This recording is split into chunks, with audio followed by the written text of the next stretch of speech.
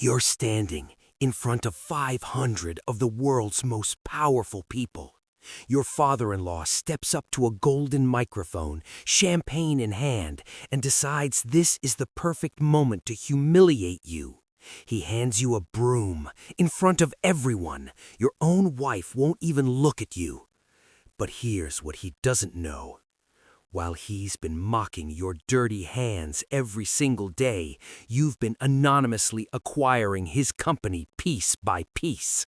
And tonight, I'm not here to sweep the floor. I'm here to take everything. This is the story of a man who was so badly underestimated that his revenge became a masterpiece.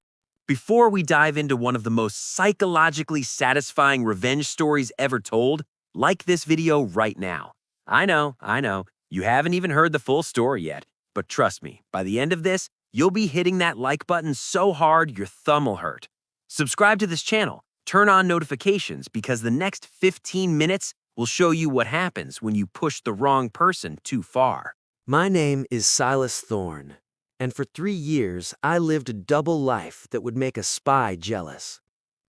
By day, I was a nobody, a janitor in expensive Italian marble hallways that smelled like old money and ambition, the kind of hallways where my reflection didn't exist. I'd push a mop past boardroom windows where men in $10,000 suits made decisions that moved markets. Nobody looked at me. That was the point. I married Clara Sterling because I loved her, not because of the Sterling name, not because of her father's shipping empire that stretched across 3 continents. I loved her laugh, the way she bit her lip when she was thinking, the way she looked at me like I mattered. But Arthur Sterling, Clara's father, he saw something different when he looked at me. He saw beneath him. Arthur Sterling was the kind of man who'd inherited his wealth and spent 60 years convincing himself he'd earned it. You know the type. Generous with compliments to people who could help him, surgical with cruelty toward those he deemed beneath him. And to Arthur, anyone who didn't have a 7-figure net worth was beneath him. When I married Clara, he gave me an ultimatum. If you want to stay married to my daughter, he said, and I can still hear his voice, that smooth, aristocratic voice dripping with contempt, you'll prove you're completely worthless. Work for me. Start at the bottom. Show me you have the spine to climb. Clara looked at me with desperate eyes. She was trapped between her father's expectations and her love for me. Her silence hurt more than his words, so I agreed. For 3 years, I mopped the executive bathrooms of Sterling Enterprises. I emptied trash cans filled with rejected business proposals and discarded cigars. I watched executives walk past me like I was part of the furniture. The worst part? They spoke freely around me. People talk differently when they think you're stupid. They say things they shouldn't. I heard it all.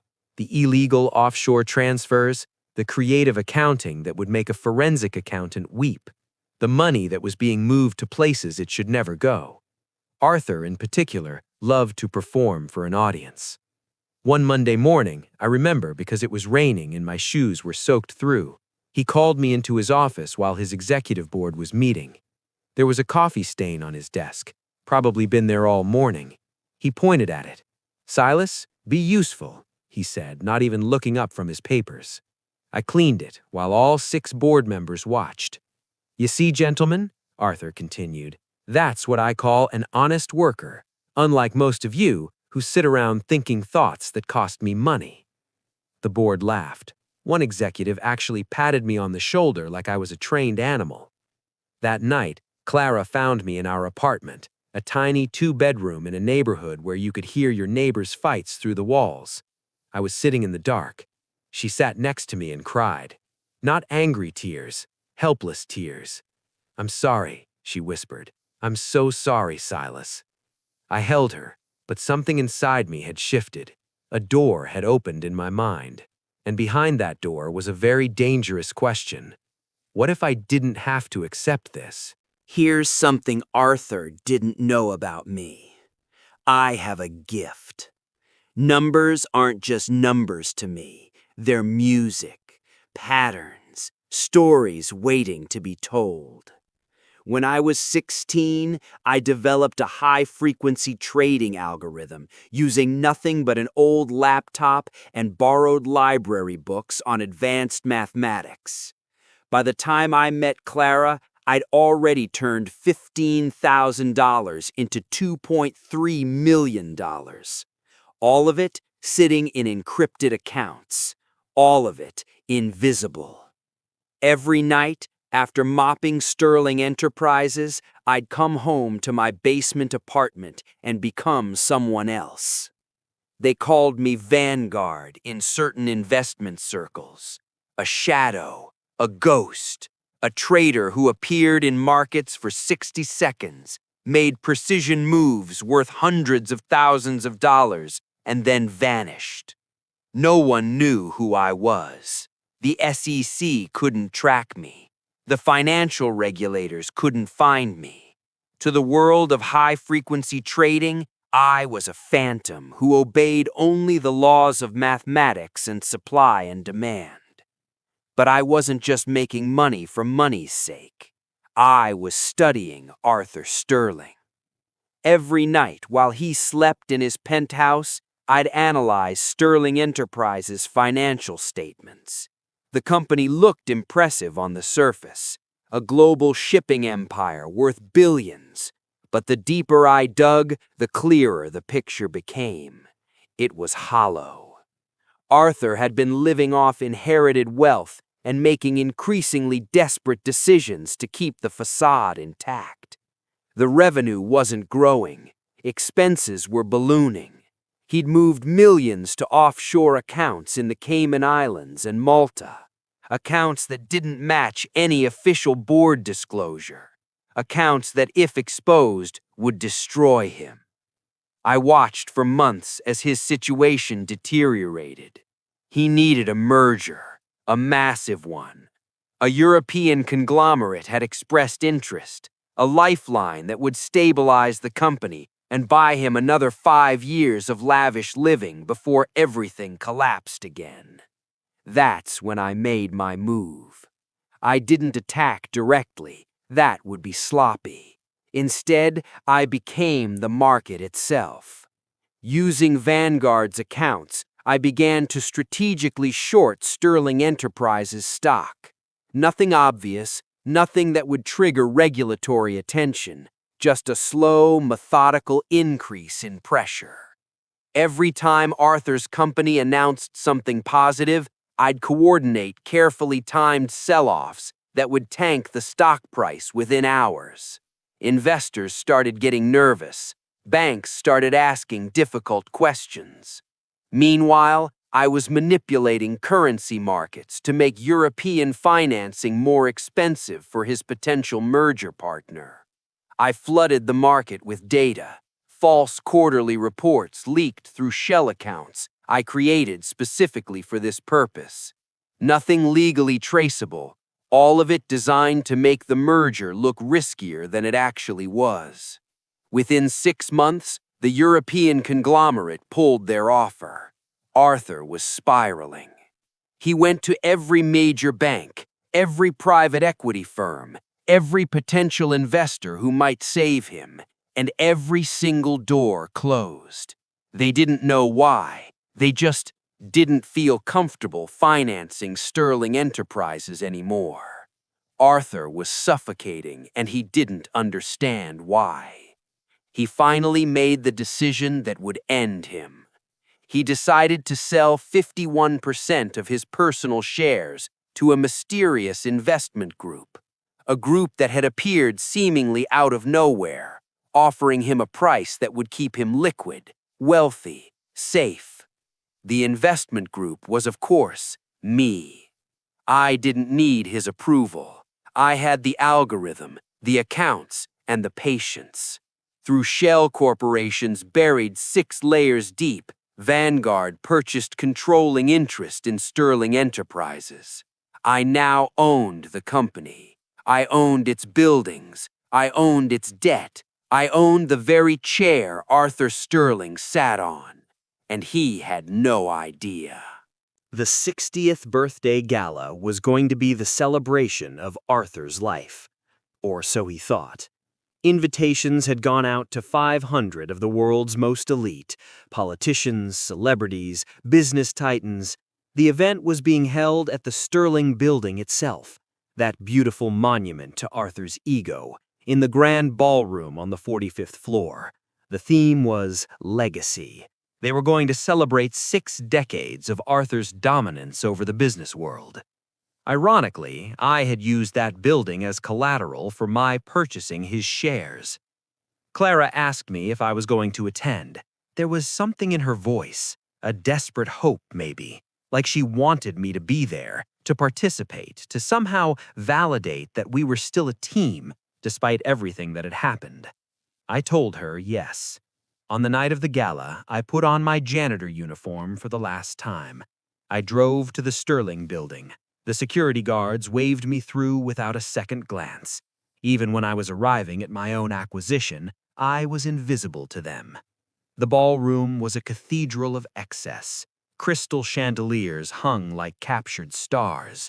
Long tables draped in white silk displayed champagne towers that probably cost more than my yearly salary had been when I worked there.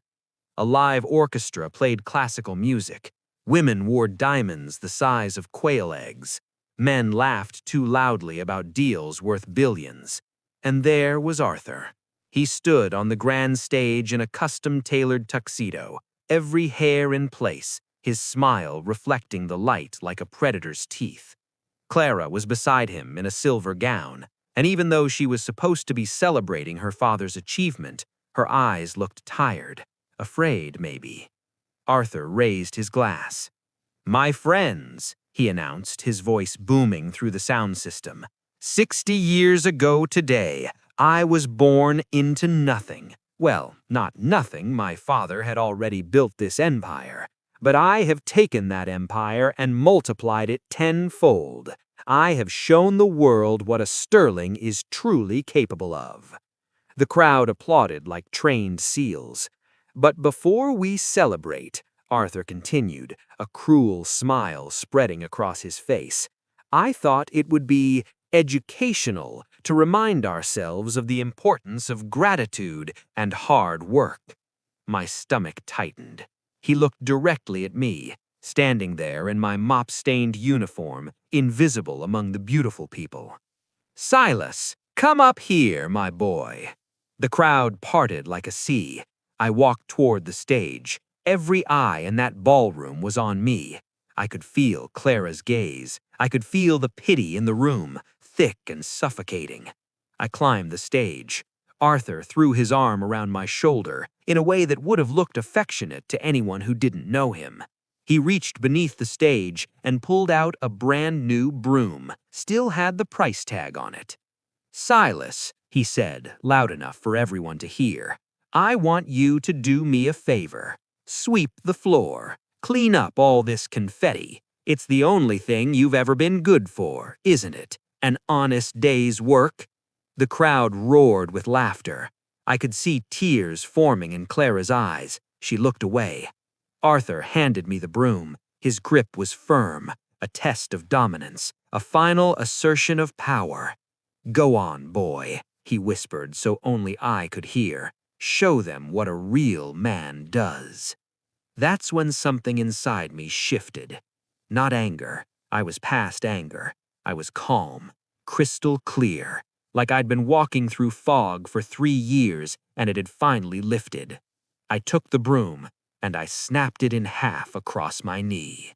The silence was absolute. 500 people, not a single sound. Even the orchestra had stopped playing. Arthur's face went from red to purple to a shade of white that suggested his blood pressure had stopped being a medical measurement and started being a national emergency. "What the hell?" he started. I dropped the broken broom at his feet. "I'm done cleaning your mess, Arthur," I said. Then I pulled out my phone. I'd had this moment mapped out for 18 months. Every detail, every word, every gesture. This was the apex of 3 years of planning, sacrificing, waiting, and building. I pressed a single button on my phone, and simultaneously, 500 phones in that ballroom buzzed, at the exact same time. It was a notification from the global stock exchange. Sterling Enterprises, control transferred. Majority shareholder change alert. New majority shareholder, Vanguard Capital Holdings. Reason for change? Unpaid corporate debt and fraudulent financial disclosures. New majority shareholder contact, Silas Thorne.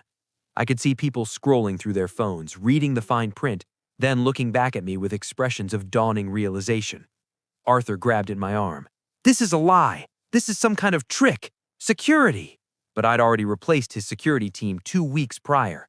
I stepped away from him and adjusted the microphone to my height. "Ladies and gentlemen," I said, my voice steady and clear, "my name is Silas Thorne, and I'm now the majority shareholder of Sterling Enterprises. As of 6 seconds ago, Arthur Sterling is no longer the CEO of this company. He is in fact a trespasser in a building he no longer owns." I pulled out a tablet. On the screen, documents appeared. Years of falsified financial records, proof of offshore money laundering, evidence of tax evasion that would make the IRS weep with joy. Arthur Sterling has committed fraud on a scale that will take federal prosecutors years to unpack. The documents have already been sent to the SEC, the FBI, and the Department of Justice. Arthur lunged at me. Security caught him. As they moved him toward the exit, he thrashed and screamed, his dignity evaporating like morning dew. "You ruined me! You ruined everything!" he roared. I looked at him calmly. "No, Arthur," I said. "You ruined yourself. I just made sure everyone knew it." Police were already waiting at the building's entrance. I'd coordinated with the federal authorities for this exact moment. As Arthur was let out in handcuffs, the ballroom dissolved into chaos. Phones rang. People shouted. The orchestra had no idea what to do, so they just stopped. Clara started walking toward me. I could see the tears on her face. She reached for my hand. I looked at her for a long moment. She'd had 3 years to choose me over her father's money. 3 years to stand up when he humiliated me. 3 years to prove that our marriage meant something. Instead, she'd stood silently by his side. I walked past her without saying a word. Some stains can be cleaned, but a betrayed heart stays dirty forever. By the next morning, the story had leaked to every major news outlet. Billionaire arrested for massive financial fraud. CEO's son-in-law orchestrates hostile takeover, exposing decades of illegal activity. The ghost trader, how one man brought down a dynasty. Arthur's lawyers tried to argue that my methods were unethical, that I'd manipulated markets, that I'd leaked false information. But here's the beautiful thing about revenge. When the person you're taking it against is actually guilty, the law becomes your ally. Every single charge against Arthur was documentable. Every allegation was provable. The forensic accountants dug into his finances and found horrors. Misappropriated funds, shell companies, money paid to people who didn't exist. He'd been running a sophisticated money laundering operation for over a decade. All of it hidden in plain sight. All of it waiting for someone smart enough to see it. Arthur Sterling received a 42-year prison sentence. He'll spend the rest of his life behind bars. And somehow, I think that's more fitting than anything I could have orchestrated. As for Sterling Enterprises, I liquidated 90% of it, donated significant portions to charities that help workers overcome workplace harassment. The irony wasn't lost on me. The remaining 10%, I kept it, ran it profitably, built it into something better than Arthur ever could have. Clara hired a divorce attorney. She tried to claim half my assets, everything I'd earned as Vanguard. But prenuptial agreements, when drafted by lawyers who know their business, are beautiful instruments of justice. She walked away with a settlement that would bankrupt most families, but to her, it felt like nothing. The last time I saw her was 6 months later, at the courthouse. She looked older, tired, like someone who'd finally understood what she'd lost, but far too late to get it back. I didn't look back as I left. You know what I learned from this experience? Revenge isn't about hatred. It's about justice. It's about the universe finally aligning itself with what's right. Arthur Sterling believed he was untouchable, that wealth and family name and decades of unchecked cruelty had somehow made him invincible. He didn't understand that every terrible thing you do leaves a trace. Every time you mock someone for their circumstances, every time you assume someone is beneath you, that's data. That's a pattern. And patterns, if you're smart enough, can be exploited. But here's what I want you to understand. I didn't become Silas Thorne, the billionaire revenge mastermind, because I wanted to feel powerful. I did it because being underestimated is sometimes the most dangerous position you can put someone in. Arthur handed me a broom, expecting me to sweep his floor. Instead, I swept away his entire legacy. And you know what?